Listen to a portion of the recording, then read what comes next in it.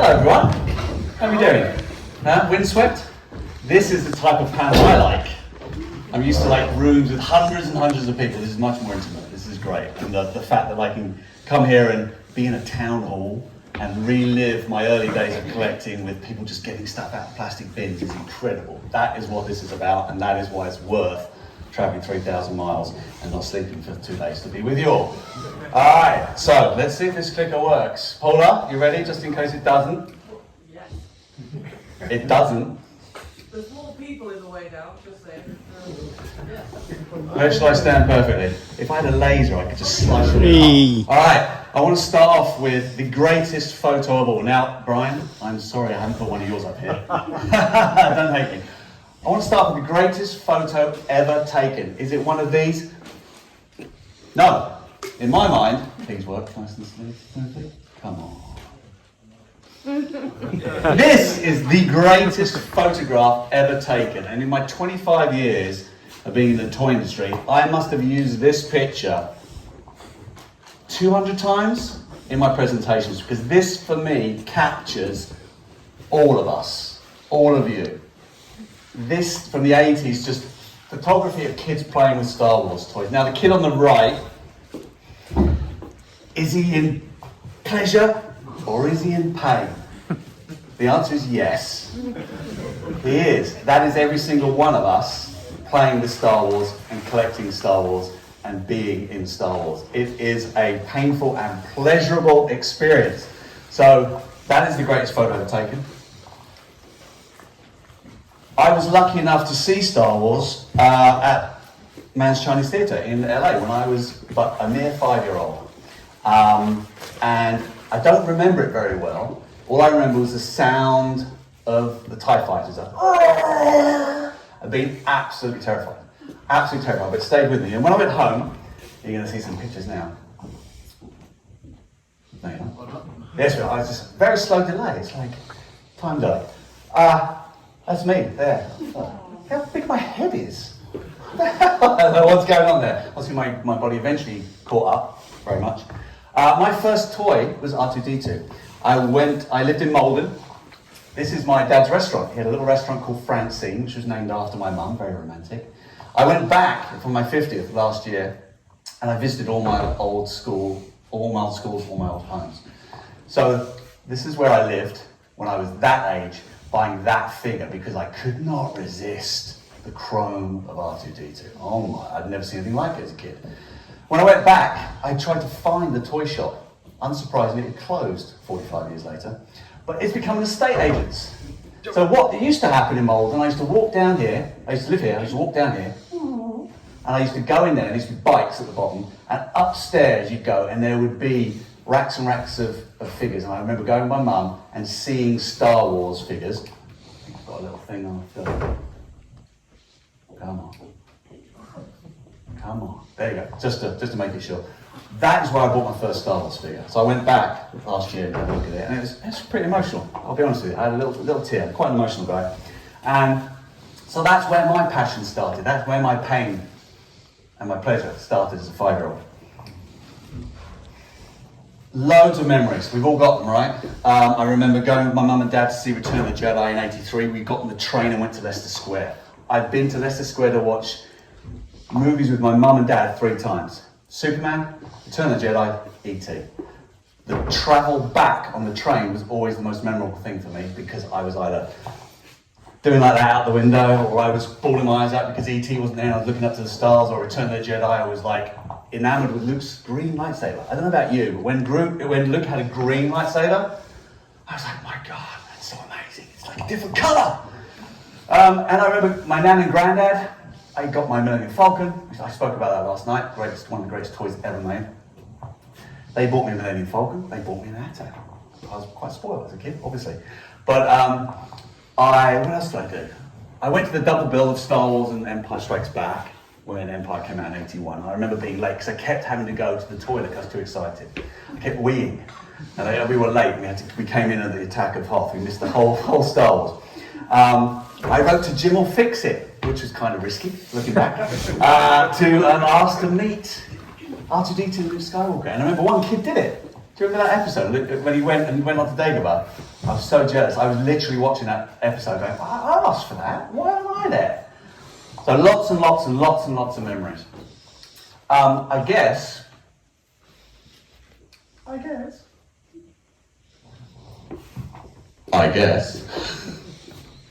Thank you. You can just keep doing it. When I do that, if someone can just tap it, that would be great. Right, who am I? I'm Steve. Hello. I've been playing for 50 years. I've been collecting for 35 years, and I've been in the toy industry for 25 years. I'm a very lucky boy. I really, really am. And this is about my lifelong love of toys. I'm going to talk to you about my journey into collecting and how it got me into the industry. I also would like to tell you and sort of talk about and share with you my thoughts on why we do this. Why are we all sitting in a cold, dusty town hall room, right? Why are we doing that? You can find me, if you're on Instagram, you can find me on Mr. Stevie 18. If you're on YouTube, I talk about all my collection in Mr. Stevie's Tall Toy Tales, which is probably the first time I've actually said that correctly. So please, come pay me a visit and we'll have a look. We'll have a play together. Yeah, you're just going to do it like that. That's it. All right, back to the story. Anyway, so in the 80s, 1985, I'd kind of gone out of Star Wars a little bit, I'll be honest with you. I discovered girls. And I was also a ninja. Simon, did you know that? I went to ninjutsu lessons. I was a skateboarder, I was a break dancer. I was terrible at both of them. My centre of gravity is a little high to kind of do things like that. So I kind of fell out of Star Wars a bit in the 80s, which is weird. And I missed Power of the Force completely.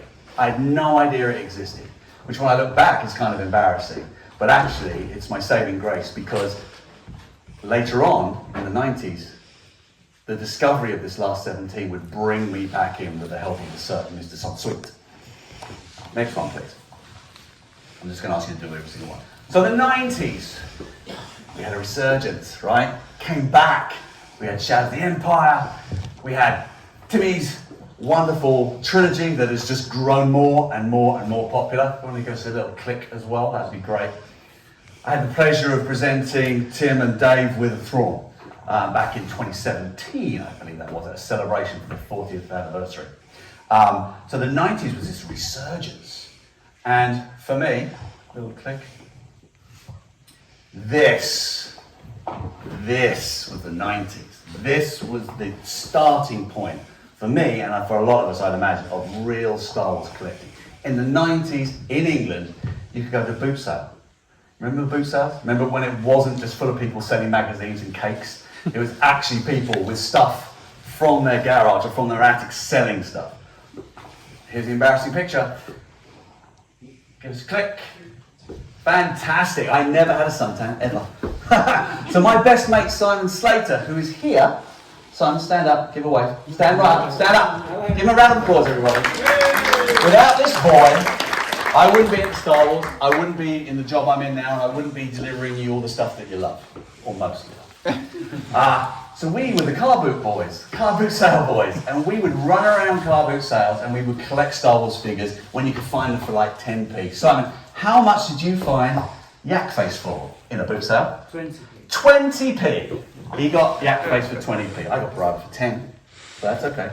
And our Bible, this book, hands up if this influenced you as a collector. Absolutely. Mr. Somma, Steve Somma's book, From Concept to Screen to Collectible. I have my version here. I have it signed, not by Steve Somma, unfortunately. Maybe that's one of my little collectors. But Mark Boudreau, who is the designer who sadly passed away a year or so ago. I worked with him when I joined the Star Wars team, and he's there saying, when I left the team, he says, "To Steve, may the force be with you, cheers," Mark Boudreau, to 2020 and beyond. And that was before COVID came along, and that was before, unfortunately, Mark got very ill and sadly passed away. So I will treasure this book. I must work at getting Mr. Somma to sign this, because this is my Bible. This got me and him into Star Wars collecting. Because I remember looking through this and seeing that big, it's difficult to do this one, man, this big, boop, boop, boop, boop, boop. Everyone knows this, right? Everyone looks at that. I looked at that and went, oh, I had those. I remember those. I love those. Who the hell are these at the bottom? Who's this line? What? Who's this? Last 17, remember I said I had no idea they existed. This book said, hey, Steve, they exist. So I then decided, I need to get those. I need to find, hey, Simon, you remember these? Yeah. Let's go to boot sales and let's find all this stuff. Good times, fun times. So that was 90s. I went to university and I missed it? No, I haven't missed it. 90s. So I went to the University of Brighton, just down the road-ish, and I used to buy and sell Star Wars figures. I got some pretty good hauls with my friend Simon there, and it helped me through my university years, just buying and selling, and I started collecting properly. I ran there's a little card for my own business, Mos Eisley Imports, and I used to advertise in model and collector's marts. I found a copy that had my advert in. So I got a little competition. I'm going to use my little laser tag. Don't press. So I paid £2.50 a month, I think, for one of these. And you can see here, there's details here and there's details here. So I would like to ask the audience, why do I need my £2.50 back on this advert? I want you to have a look at that. And I want you to have a look at that. And whoever comes up with the answer first. The spelling's wrong on the actual 90 Ladies, you in the eye there. Well done. You are correct. You win a giveaway. Do you want to know what the giveaway is? Come on up here. Because what I have a box full of new retro figures with my little Mos Eisley headers on there. So you can take a pick, my friend. Whichever one you want in there, you take that. Just take your pick. And just wait. That'll be an hour. Go on your yak face. No, take that one. Show it to the people. Give him a round of applause, please, because he's very, very eagle-eyed. So I did that for a long time, and then, if you remember, in the 90s, 1999, it was actually probably 1998, the actual trailer, this happened. We'll play this one, this should have some music. Who remember? Oh, press it again, sorry, that's me. There's no sound. Why is there no sound? Because it's loading on Real Player. CompuServe. No. We can hear the best trailer I've made. Yes. Well, while they sort out the sound, because the sound's going to be really important in a little while. Who remembers downloading this? Who remembers it taking about 5 hours? And the rest. Absolute nightmare. When this came out, I was working for a theme of posters, and I was super, super duper excited that this was coming out. It was massive. And did I not share sound?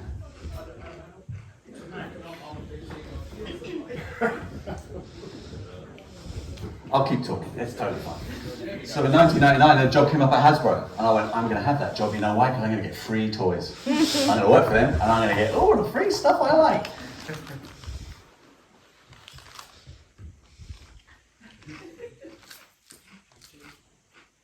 Perfect, let's try that slide again. Thank you so much for covering my back, I appreciate it. Oh no.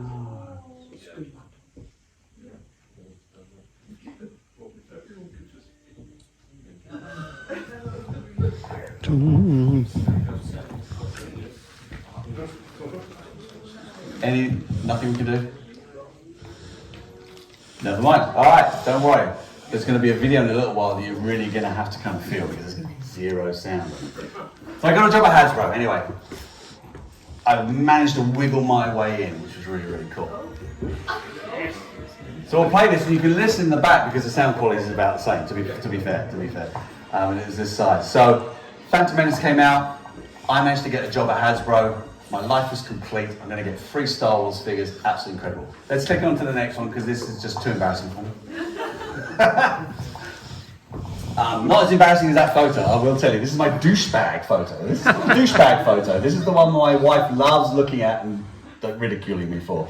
So at Hasbro, as I said, I've been there 25 years. I spent 11 years in the UK here. I've been Stockley Park in Heathrow, and then I transferred over to America. So I've worked on things like Action Man. I did all the packaging for Action Man. I ran Monopoly creatively for 3 years, so I kind of redesigned Monopoly and introduced Mr. Monopoly, the new look, and redid the money and did all the colours and all this kind of stuff. But I eventually got the dream job, which was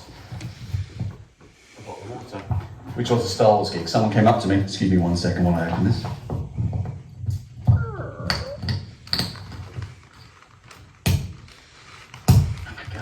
Difficult. And they said, do you want to run Star Wars? I'm like, yeah, okay, yeah, why not? I'll run Star Wars. I know nothing about plastics. I know nothing about manufacturing toys. And he said, it doesn't matter, you know the story, you understand collecting, you've been collecting a while, you got the gig. So, my first stint was in 2014. I worked with the Marc Boudreau, and now I've got the pleasure of coming back and working on Star Wars and Marvel, where I focus just on the collector stuff. Just the stuff for you lot. Alright, just the stuff for you lot. And fledgling ones here, the younger ones here as well. We can click on. So, in my first tour of duty, 2014 to 2019, I did a lot of projects, or spearheaded a lot of projects. And these are just some of my favourites. So you can click once and it will build. So these are the stuff that I'm kind of most proud of, and I just kind of want to take you through a few of them. We've got the barge, right? HasLab. That was me and Jonah Navaji thinking, how the hell do we make this monstrosity? How do we get it in the hands of people? We create a whole new way of, well, we didn't create crowdfunding, but for Hasbro we introduced it. I spoke last night about the walking AT-ACT. Crazy idea, sat in with Marc Boudreau and I said, let's make a walking AT-AT. He said, can't be done. I said, well, let's try. Let's try and make it. So we made that happen. Blade Builders, another one. I don't know if you remember Blade Builders. That was a great one because originally, you know, Lucasfilm was sort of like, well, I don't know whether we want people to create their own lightsabers. And I spoke to them and I said, well, we want kids to feel like Jedi, right? Jedi or Sith. And I went, well, yes. I said, so in the law, they make their own lightsabers, don't they? And I went, yeah. I said, so kids can make their own lightsabers, yeah? And they went, well, yeah. So we said, well, let's let them make their own lightsabers. So that was a really good thing. The Falcon, I worked on the Falcon, cardboard, solo stuff. Photoreal, black series up the top there. Rogue One, we did 5-point articulation, but the sculpts were absolutely amazing in my opinion. Sam Smith did an incredible job leading that. We worked out how to make BB-8 roll for a low price. We worked with Neil Scanlon and kind of saw how they did it and worked out how to do it in a toy form. I love doing play sets. I love doing play sets. I want to get back into more play sets and things like that. And of course the retro line. We did the retro line and it was fantastic. You know, it was sort of we went sort of full circle. One of the things within this we did, which is where we're going to play the video and it's going to have zero music so I'm not going to cry, was that in celebration in 2017 we announced that we were bringing the TVC back. The vintage collection back, all right? I don't know if many of you were there. Hands up if you were there in Orlando in 2017. We played this video, which won't click yet, but I spent ages editing it, filming it, writing simple words, which I look back now and they're cringy as hell. And it was such an emotional experience. My son was in the audience and we played it, and it was announcing TVC was coming back. Everyone was erupted. I was crying my eyes out. My son had never seen or experienced anything like this ever. And he was just like, Dad, they're crazy. I was like, yes they are. This has never been played in public since 2017. And if the music worked, it would be really, really emotional because I cry every time it plays. So we're going to just crank up whatever volume we've got up there. We're going to click it and we're going to, oh, hang on, he might have a solution. So this video was played in 2017 and it's very, very emotional. Oh. Okay.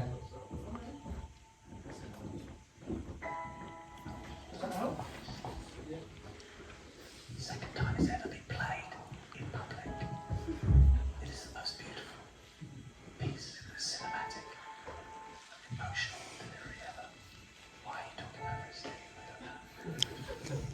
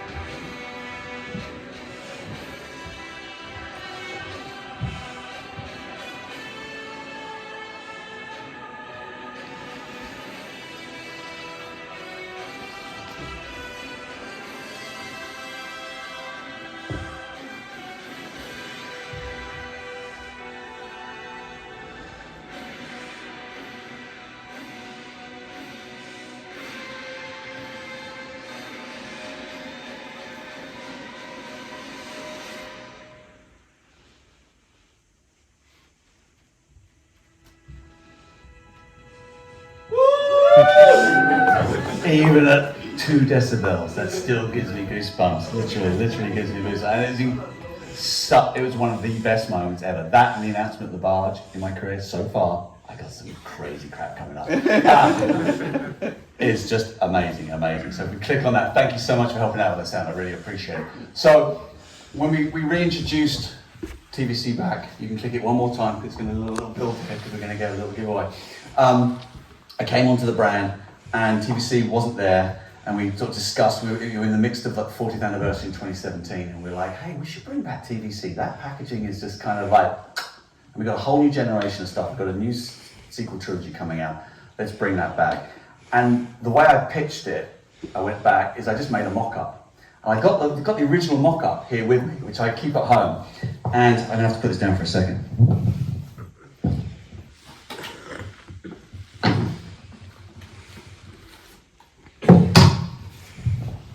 Couldn't make that any louder.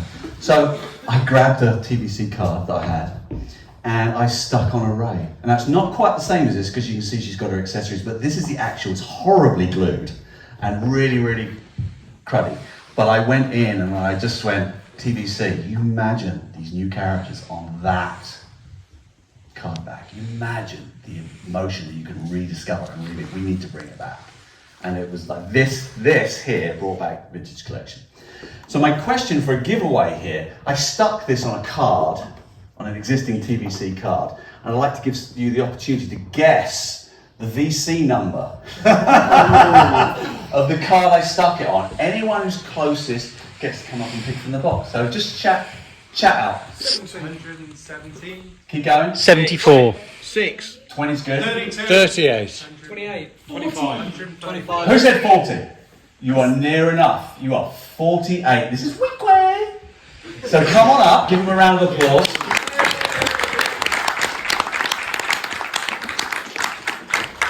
There's a little thing that you can take 3. You choose your 3, grab the box, because I'm going to pass this around. Someone come up here, grab that, pass it around. If everyone wants to look at it, just to see what it's like, as long as I get it back.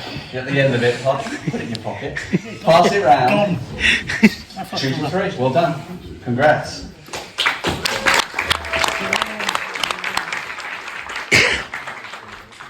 So, I can't remember the next slide. Go on to the next slide. I have no idea what we're coming up. I've completely forgotten. Let's go on to the next slide. Oh yeah, I remember now. So, my second tour of duty is now. I rejoined the Star Wars team in January, and storytelling is my watchword. It's the thing I really want to do. So as we go forward, what I'm going to try and do, specifically in TDC and in Black Series and in Retro, which we'll get onto in a moment, is kind of try and create storytelling. I love stories. And what I think the power of story can do for us, it can give reasons for being, it can simplify strategy, and it can enable easy communication to the fans. So in 2025, we're doing Return to Tatooine. And this is a poster that we're building. Every time we release a few products that relate to the Return to Tatooine theme, they will appear. I can use my little clicker here, or my little laser. They will appear. We need to fill some holes here, we need to fill some holes here, what's happening here, what's happening up here. And we're going to build this poster over the next sort of like 6 months or so. And then I'm going to make this poster available to you so you can kind of, I don't know, have a checklist poster. Remember those? Yeah. Remember those? Let's get those back again. So, 25, oh, we're not forgetting the cantina. Thank you to everyone that backed the cantina. Hands up if you did. Oh, that's nice. The rest of you, shame on you, have to pop on eBay for a lot of money. So Return to Tatooine is in 25. In 26, I can't tell you what it is, but what I will tell you is we've got a great Mando line coming up for Mando Grogu movie in May time. That's going to be great. And we're also going to tell a new story. What I will say, the new story is from a very different era. Okay, so 26, if you're a TV collector, get ready for a different era of stuff. Let's click on to the next one. Let's talk about retro. So retro, we've gone full circle. I remember that time I watched Star Wars in it was actually 78 I watched it. Got my first R2-D2. I've managed to wriggle my way into Hasbro. I've managed to wriggle my way into Star Wars. We're doing Black Series, we're doing Vintage, and we're doing Retro. I've gone full circle because such is the power of Star Wars. There is a demand and a love for the kind of badly made original figures that got us all interested into it, and is giving people lots of opportunities to play and customize and create. The retro series, I was in the pitch. I pitched retro series with a group of other people, and we said, what if we could recreate those figures for those that can't afford to buy these, because these are expensive, right? We've seen a lot of them here. Like, what if we recreate them so we could get people to rebuy? And then my original pitch was like, I'd like to make new figures. I want to do new ones. The one thing we never got to, and we did Tarkin, we did Mon Mothma, we did Luke in Snowspeeder. But like, I want to do more. I want to do more stuff. And as time went on, I kind of left the brand, and we did different things, and we did Obi-Wan, and we did Ahsoka and things, and we did Acolyte. It started to kind of lose really kind of what it was at the original. So when we came back, we all discussed and we said, right, what are we going to do with retro? So we're going to go back to its original intent. Retro is going to return to this original classic Kenner style, creating those characters that are much more classic. Actually, this is not really a true slide. Can you click to the next one, please? That's a better representation of retro, right? Am I right? Yep. Okay, all right. So the sticker, we put the sticker on because we don't want to mislead people about what is real and genuine and old, and all the people kind of selling and swapping stuff here. I'm sure you appreciate that. But equally, the retro sticker is interesting. So we'll see if this works with separate clicking. So when I do this, you can click, okay? We're going to do that for the next couple of slides. So let's click on to the next slide, because I want to do a little bit of live market research. Market research and insights and speaking to fans is really, really important to me. All right, so I just want you to watch a couple of videos. There are two types of stickers that we've got. I want you to kind of be able to think about whether you would prefer A or whether you would prefer B. All right, so let's click. This is A. This is the current sticker as it stands on the retro cards. All right, so we'll let this play for just a little bit. Ugh. Anyone relate to this? Just print it. Yeah? Yeah, okay. Yeah. All right, let's try B. Let's click one more time, and so we'll get B. So let's have a look at B. Yeah, okay. Oh. Hey. Oh, that's better, isn't it? Yep. All right, so, okay, well, yeah, hang on, you haven't voted yet. Hands up if you prefer A. Yes. Hands up if you prefer B. All right, okay, there isn't a C for anyone that's going, don't put it on at all.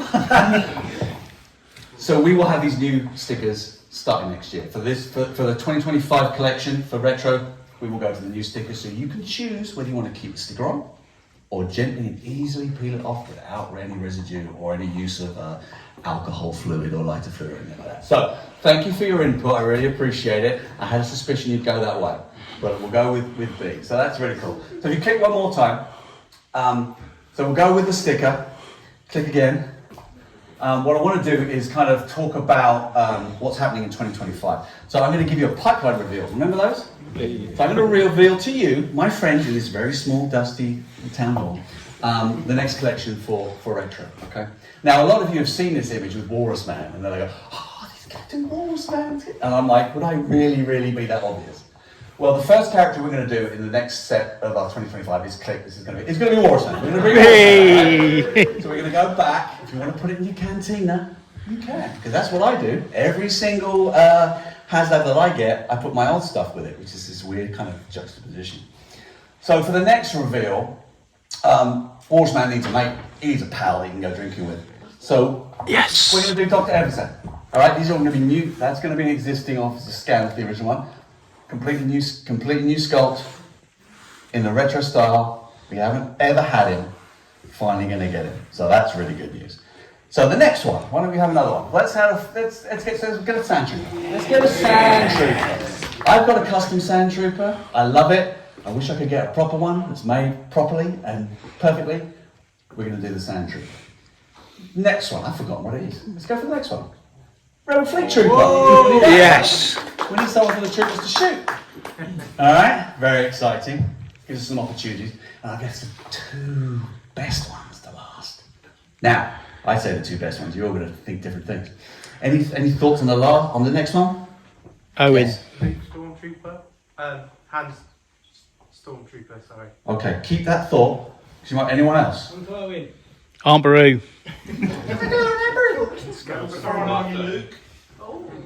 Get yourself up. Come down here.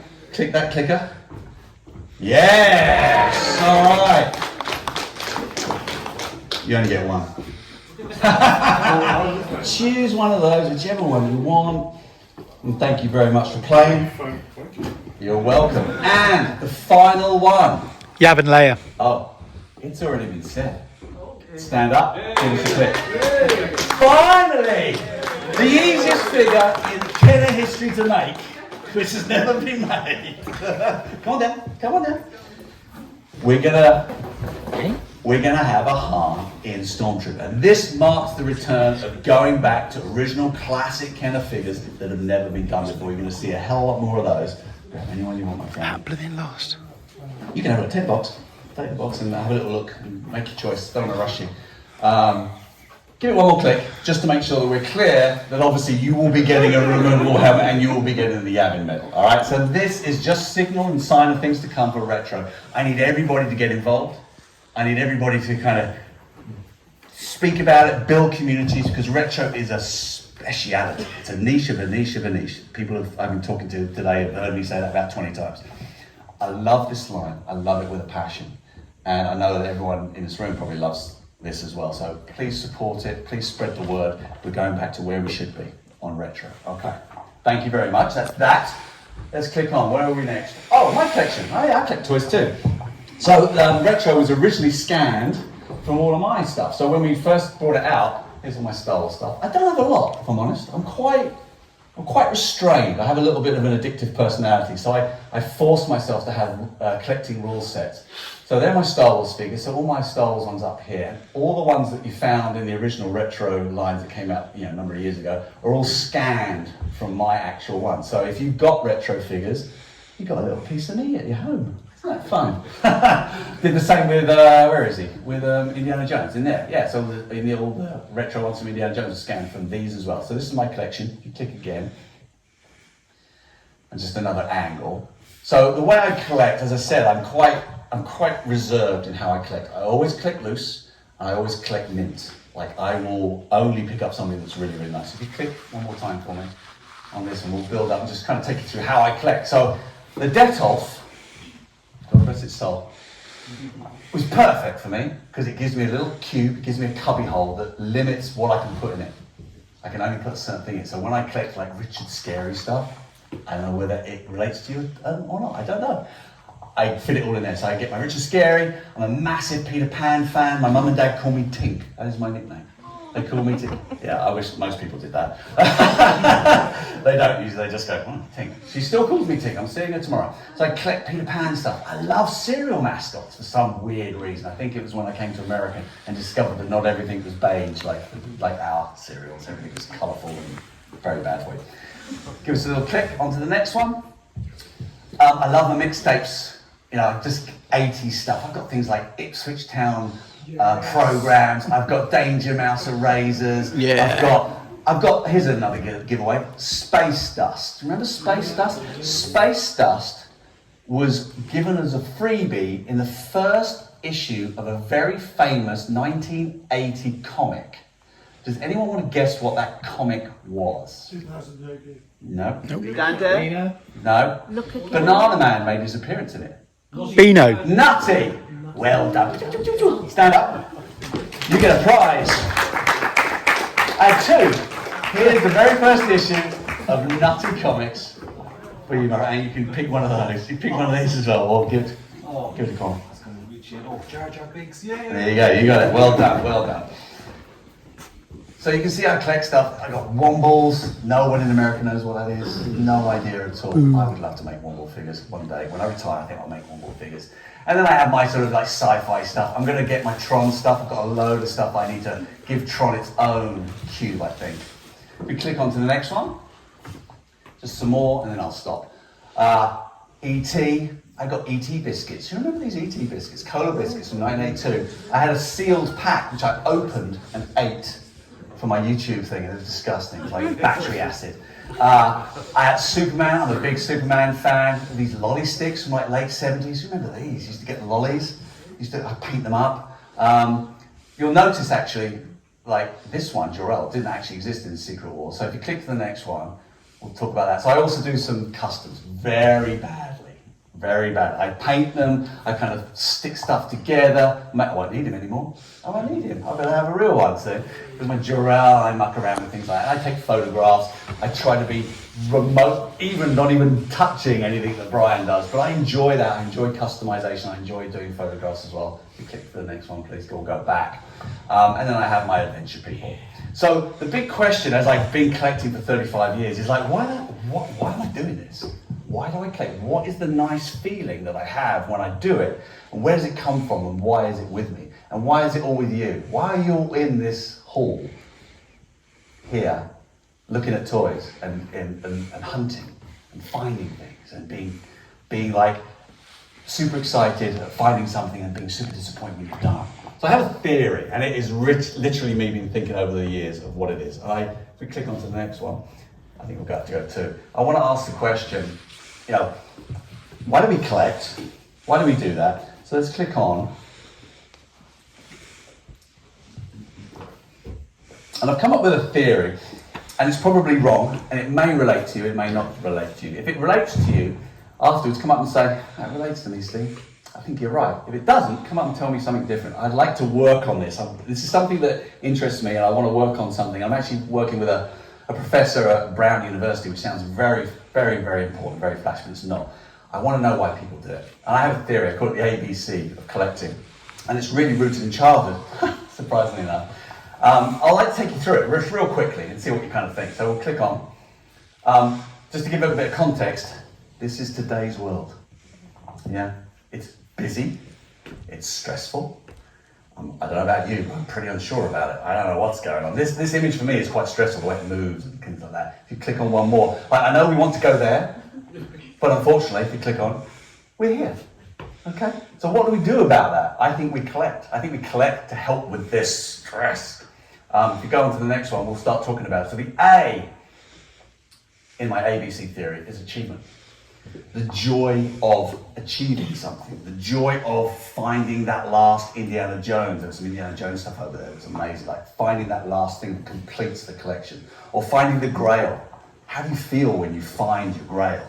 That's a big sense of achievement, which is totally kind of within your power because you choose to achieve it. I don't know about you, but I've talked about the retro and the modern dynamic. I only collect retro, I collect my childhood. And I like it because I know there's a set number. So if I'm collecting, I was talking to, he might be here, I was talking to a guy about Ralph Bakshi's 1978 Lord of the Rings figures. There's 8. They're difficult to get, but I know I need 8. Versus a modern collecting, like if I'm working on Marvel Legends, there's 1,500 Marvel Legends figures, and I don't know when it's ending. That's stressful for me. I'll be honest, that's intimidating. So I don't know, hands up if you collect modern lines. Oh, it's a lot. You're brave. I tell you, you're brave. Hands up if you only collect retro lines. Yeah, maybe a little bit more secure. So that really interests me. Why? Why are people who collect modern lines collecting? Because you can't achieve anything because it never ends, theoretically. But achievement is part of it. We can actually reach a goal that's within our love and within our control. We go into the second one, belonging. This, I don't know about you, this is really powerful. My wife said to me when I came over, she says, why are you going all that way? You're in like a town hall. Why are you going there? I was like, because I know I'm gonna find some people I really love in that hall. I'm gonna feel really connected with people. We're gonna meet new people, I'm gonna get new perspectives. And I can't deal with more than 150. You physically, mentally can't deal with more than 150 people. So a room like this is absolutely perfect. I go to San Diego Comic-Con all the time. There are thousands of people. It's too much. But the sense of belonging, the sense of community, and the way people help each other. I saw it yesterday. We were raising money for charities, and people were bidding on stuff that they didn't need. They did it because they're helping other people. So this community is incredible. I know you're passionate. I know you get angry sometimes, and I know things get out because you're passionate. Never apologize for passion, ever. But this saved my life in some weird way, this sense of belonging, especially through COVID. My goodness, I was stuck indoors, found Instagram, connected with people, met people from around the world. I had made friends in Norway, in Canada, in Australia. A sense of belonging, that's really, really strong. And it's very strong, that's an incredibly strong childhood need, human need. which I believe collecting really gives us. And I thank all of you for being part of this community, especially like these guys that spread the word and run websites and do podcasts. Jason, you do podcasts. Don't ever stop. Please, please, please don't ever stop. That is really important. Next one. This one's probably almost the strongest one. Control. Who feels in control of their lives at the moment? I don't. I really don't. There's economics, there's politics, there's war, there's stuff going on, and I'm like, oh, what do I do? But in my collecting life, I choose what I want to collect. I choose how I arrange my Dettolfs. I choose what I show, what I don't show. I curate. I get an incredible sense of pride and control about my collection. And that is a huge, huge human need, especially in this world. And it's a real child's need. Those of you with young kids, Julian, Jasper there, who's growing up, he's wanting more control. He wants to be a grown-up. And you kind of let him at little levels, but control is super, super important. So I have this ABC, achievement, belonging, control. That's what I believe the collecting starts to give us. I made another one up as I was flying over, literally. Special reveal for this con. Hit it again. Devotion. I don't know how I'm going to do the whole alphabet, but I'm going to leave it down to try. Devotion. Lifelong commitment to toys. I'm going to guess that most of you who've made the journey to this dusty town hall are going to collect for the rest of their lives. Yeah? I know I am. That's devotion. That is a lifelong love of toys, which is what we need, and it's what we do. And like anything that involves love, it can hurt. It can really hurt sometimes. And I see it every day. The passion boils over into disappointment and anger sometimes. But it's a devotion. And you never apologize for passion. But devotion is really, really important to be able to control these A, Bs, and Cs and to have them. So I appreciate all the devotion that you all give. And it's devotion of hunting. I've been watching you today, finding and rummaging, and I like that, or I don't know, do I get that, or do I get that? This sort of drive to collect is really, really cool. And I love the thrill of the hunt. I don't know about you, I just love that. And I want to talk about the thrill of the hunt, the power of three. Again, I've told people I'm really, really simple, so I have to do A, B, C. If you click the next one, I'll do another one. It's imaginatively called 1, 2, 3. Right? This is about the thrill of the hunt. And this is how, for me, it goes. If I can get that card back wherever it is, that would be great. Sold for $4.99. I use that as my prop, and it's also a way of guaranteeing that I get it back. Thank you, sir. So, if I'm wanting to buy this, and I'm hoping it's in a store, I go out from home, and I'm hunting. All right? So if I go to a store, I'm going to get that right, I'm going to get it. And I go, and it's there. Yes, I got it. That's not much of a story. It's not much of a story, in my opinion. There are reasons why books and movies are broken into 3 acts. It's a power of 3. If I get it straight away, I've got it, which is great. Am I going to tell you about that down the pub? I might do, but maybe not. If it's not there, I'm going to go to the next place. Because I'm now, where else can I go? Okay, I've got to try this. I'll bring this bloke. I know a bloke. Have you got it? Or go here. I've seen it in Target or wherever it is, or Woolworths or whatever. And you go there. And if you get it, it's like, yeah, I got it. I didn't get it first time, but I got it second time. That's cool. It's cool. If it's not there, then the power of 3 comes in. Because now, psychologically, you're like, I might not get this. I might not find this. Oh my God, what am I going to do? What if I can't get it? It won't be complete. There's a power of 3. And whenever you watch a movie, that 3rd act, the hero usually wins and remains successful. So if it's not, I like it when it's not there. I like the 3rd one because please be there. Because now you're going, please be there, please be there, please be there. And if it is there on the 3rd attempt, that is the thrill of the hunt. That is getting it, and you've made that 3-arc journey to get it. Now you've got a story. Tell Rich down the pub. And I think that drives us. And I know a lot of people are kind of like, I can't find it, blah, blah, blah. I secretly think you like it. Because it drives me, and I'm no different to you. That idea of hunting and finding, that is a fundamental human need, and it's a hunter-gatherer thing that we've got in us. So I like this idea of 1, 2, 3, and through the hunt. If I have to go to 4, I start to get upset. All right? I get that. This is not a sort of a political broadcast for like why you can't find everything. But it's there.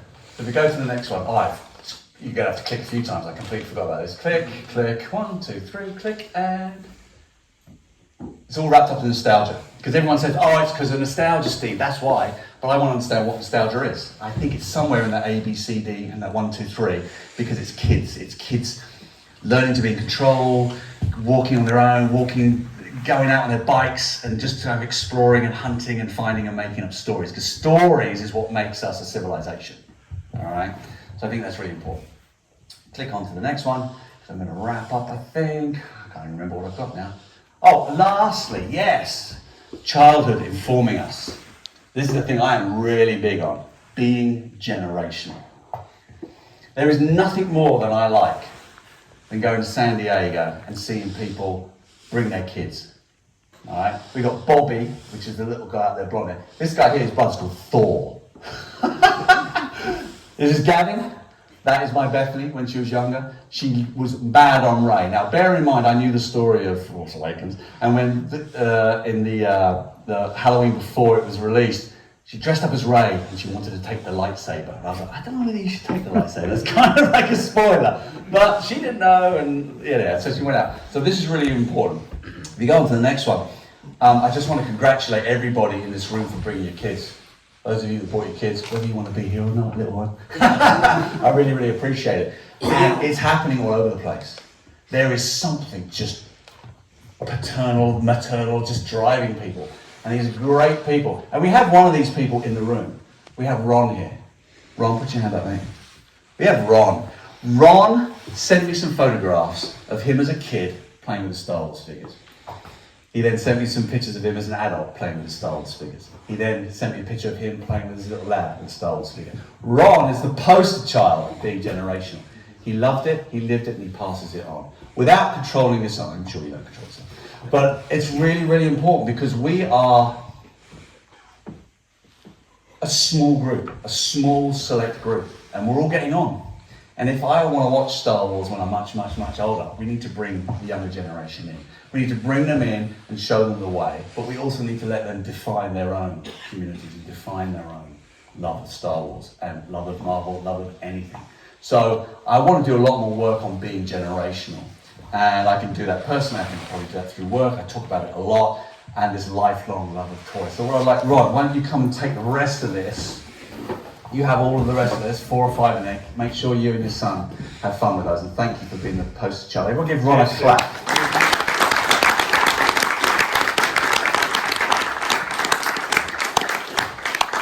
So please, please, please go out, spread the word, share your love, and bring you people into this passion of ours, and we will enjoy it for many, many more years to come. And I believe that's probably, click. My promise, this is going to ruin it. Right? So my promise is to make products allow you to do that. All right, I promise to do my very best to give you stuff that you'll still love and still enjoy. And the mission for us is quite simply, never stop playing. Never stop playing. All right, that's all I got. I got some questions if you got them. There's your mission. Go to it. Thank you so much. I forgot something. I also have some signed numbered prints of my little kind of custom thing. There's about 50 here. You can come up and I'll give you one for free. You just at the end of it, you just come up and I'll let you have one. I'm more than happy to not carry them home. All right. Any questions? Yes. Sorry, you say you're a big fan of Peter Pan. I am. And you've got your ABC, your 1, 2, 3. Do you not think that's part of it? Because when you're a kid, all you want to do is grow up and be an adult. Once you hit adulthood, it's like, Christ, how did I get here? Why? Can I please go back? You kind of like the kids who don't grow up. We all are. I know that's like the neurodiversity that a lot of us deal with. But is that not part of Peter Pan? I think you're 100% right. I think you're 100%. It's a dichotomy of like, I want to be big. Once I'm big, I want to be small. The grass is always greener. No, it's not. Now it's other. And it's like, who is it that tells us not to play with things and to put childish things away? Who is it? Is it our parents? Is it our peers? I don't know who it is, but I'm going to ignore them. You know, I'm lucky enough to do a job where I never have to grow up. I'm literally paid to play. I want that for everybody in some form. But yeah, you're right. Like, I think the power of play is being recognised now, and especially as we're in a society of mental awareness and mental wellness. Power has an immense immense role in that. And I think we kind of understand it, we get it. Even if playing is displaying, right, it's still the same. You still get that feeling of control, achievement, of belonging, of devotion, love. I think it's important. So yeah, good observation. And having a bigger wallet to pay for it all. And having a bigger... Anyone else? Before I hand it over, so I'm sure I've gone way over, Dave. I'm sorry, mate. Yes?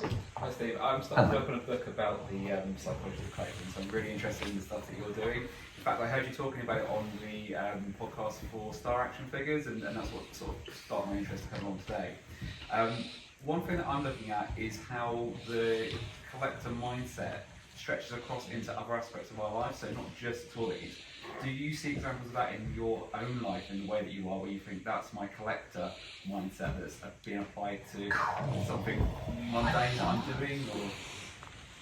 First of all, thanks for coming. We should chat afterwards because I definitely want to kind of talk to you about it. On the spot, I got one. My dad was a chef. Dave's really going, come on, wrap this up. My dad was a chef, right? He's a really good chef. He died very early, unfortunately. And I'm a reasonably good cook. I don't cook day in, day out, but I do what's called show-off cooking. So when you have people around for dinner, it's like, I'll do the cooking. And I thoroughly enjoy prepping. Cut the whatever, arrange it there. I like to arrange it out, to collect the ingredients. That is the bit I like. The actual cooking and putting it together, I don't enjoy too much because you lose the arrangement of ingredients. I love this idea of ordered ingredients. Maybe it's a bit of OCD, I don't know. But yeah, you're right, this sort of arrangement, control, achievement. I spend 2 hours prepping and you cook it in like half an hour. So that might be an answer to you. So yeah, you're right, I think that mentality travels with you. I haven't really thought about where else to express it or how I express it, but that's an interesting question. Not so much a question, just another perspective. My partner, she has no interest in this, doesn't care, but she loves that I do it for loyalty. And she said time and time again, she believes that I will never hurt her because I'm loyal to this. Wow. And I'm that loyal to this. She says, well, that loyalty spills over to other areas, friends, family, to her. And I hadn't thought about that, but she keeps coming back to this. Months ago, I told her, this weekend's coming, won't be able to be around. She goes, yeah, love it, great, go. Because of loyalty. That's amazing. And I hadn't thought about it, that I'm loyal to collecting, to Star Wars. That's incredible. That's incredible to have someone else's perspective about what you do. Because we're usually kind of like, well, we're doing this. And I'm hoping it makes us a better person. Your other half sees that, hopefully. She's blind. No, that's But like we've done some really great things last year. Dave and Martin and everyone that's arranged this and Andrew and Paul are like, they give so much. Maddie, where's Maddie? Everyone just gives so much. It's amazing. We're getting better people. We're becoming better people, which in this world we need. We need more people. I'm going to get emotional. So yeah, great point. Fabulous point. Thank you for sharing. That's amazing. Anyone else? I can't say the next line I was going to say. Anyone else? Yes, Martin. On a scale of 1 to 10, how nervous were you when your files flashed up on the screen? Not at all, because I actually put them all in the folder that said strictly confidential. I was at like 7 o'clock this morning. I was like, yeah, I should put that in there. Yeah, no worry at all. I'm a dab hand at this. All right. There's no. Oh, what? Yes. It's a cheeky one. Go for it. Will there be another Star Wars HasLab next year? I cannot tell you that, but you guys do brilliantly on Star Wars HasLabs.